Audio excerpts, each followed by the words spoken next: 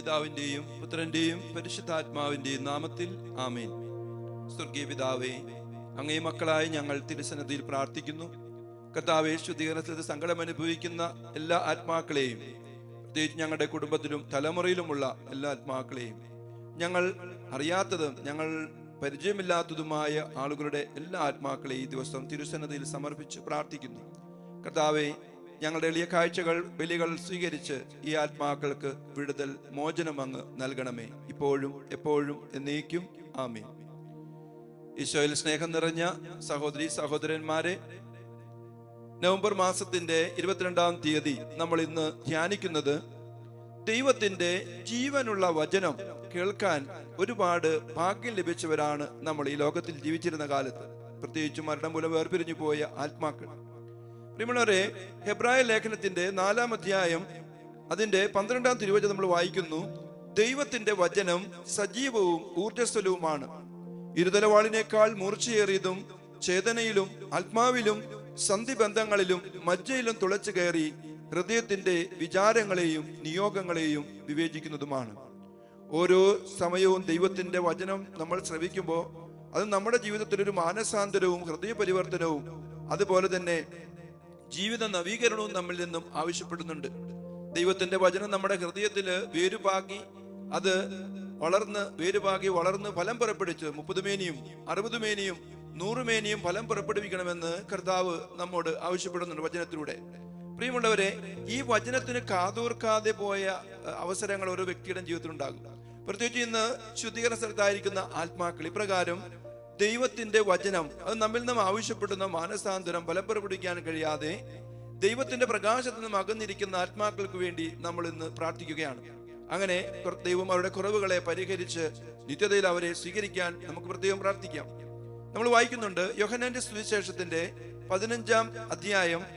അവിടെ ഇപ്രകാരം വായിക്കുന്നു 12-ാം വാക്യത്തില്, ഞാൻ നിങ്ങളെ സ്നേഹിച്ചതുപോലെ നിങ്ങളും പരസ്പരം സ്നേഹിക്കണം. അപ്പൊ ദൈവകൽപ്പനകളുടെ അടിസ്ഥാനം തന്നെ ദൈവസ്നേഹമാണ്. ഈശോ ആ സ്നേഹത്തെക്കുറിച്ച് പറഞ്ഞു തരാനാണ് ലോകത്തിലേക്ക് വന്നത്. ഈ സ്നേഹമാണ് അവിടുന്ന് കുരിശിലെ മരണത്തിലൂടെ നമുക്ക് അവിടുന്ന് വ്യക്തമാക്കി തന്നത്. അതുപോലെ തന്നെ കർത്താവ് പറയുന്നു മത്തായിയുടെ സുവിശേഷത്തിന്റെ 6-ാം അധ്യായം 14-ാം തിരുവചനം നമ്മൾ വായിക്കുന്നുണ്ട്. ഇപ്രകാരം വായിക്കുന്നു, നിങ്ങളോട് തെറ്റ് ചെയ്യുന്നവരോട് നിങ്ങൾ ക്ഷമിക്കുന്നില്ലെങ്കിൽ സ്വർഗസ്ഥനായ പിതാവ് നിങ്ങളുടെ തെറ്റുകളും നിങ്ങളോട് ക്ഷമിക്കുകയില്ല.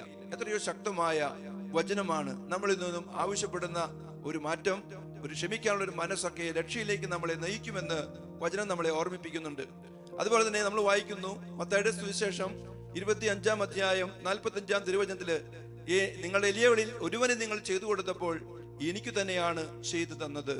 കർത്താവ് അന്ത്യദിനത്തില് നമ്മളോട് പറയുന്ന കാര്യം ഇതാണ്, നിങ്ങൾ ചെയ്യുന്ന ഓരോ കൊച്ചു പ്രവൃത്തിയും ത്യാഗപ്രവൃത്തിയും ഞാൻ വിലയായിട്ട് കാണുന്നു. പ്രിയമുള്ളവരെ, ഓരോ പ്രവൃത്തിയും നല്ല നിയോഗത്തോടുകൂടെ ദൈവത്തിനു വേണ്ടി ചെയ്യാൻ ഈ ദൈവത്തിന്റെ വചനം നമ്മളെ ശക്തിപ്പെടുത്തട്ടെ. പ്രത്യേകിച്ചും മരിച്ചുപോയ നമ്മുടെ പൂർവികര്, ശുദ്ധീകരണ അവസ്ഥയിലായിരിക്കുന്ന എല്ലാ ആത്മാക്കളുടെയും മേഖലകളില് ഈ ദൈവത്തിന്റെ വചനം അനുസരിച്ച് ചിലതൊക്കെ ചെയ്യാനും ചിലതൊക്കെ ചെയ്യാതിരിക്കാനും ഒക്കെയുള്ള ഒരു ആഹ്വാനം ഉണ്ടായിരുന്നു.